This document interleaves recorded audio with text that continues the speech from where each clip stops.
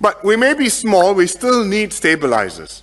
And especially we need stabilizers in two areas: protecting our reserves and safeguarding the integrity of our public service. Why do I say this? Because these are two critical elements that give us safety, security, assurance, and resources for the future. It's taken us decades to build up our foreign reserves. They are our oil in the ground. If we don't have a second key, and you happen to have a generous or profligate government, then one government can spend it all and bring you back to zero. Elections will become auctions, where the parties compete to be more generous than the other, offering what it can do to voters by raiding the bank, as happens in countries much richer than us.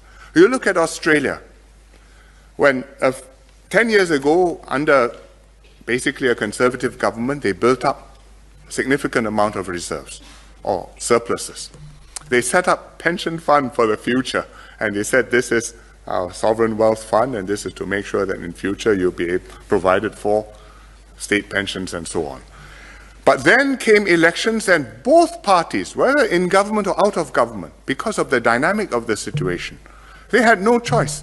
One side offers something, the other side offers more, and back and forth. It's an auction. Today, the funds for the future have disappeared. The country is in deficit. The commodities boom is over. The budgets cannot be settled. They have to cut back spending. It's extremely contentious. We are back where they were, all within 10 years. It can happen to Australia with all that wealth and resources. Think what can happen if it's Singapore. That's money. What about people? The whole of our excellence in government, competence, the performance of the country depends on the integrity and the ability of the individuals in the key posts in the public service. Judges, central bankers, the accountant general, the commissioner of police, the people who head our stat boards, who sit on our stat board, key stat boards, the people who manage our reserves. Once corrupt persons get into key positions, that's the end.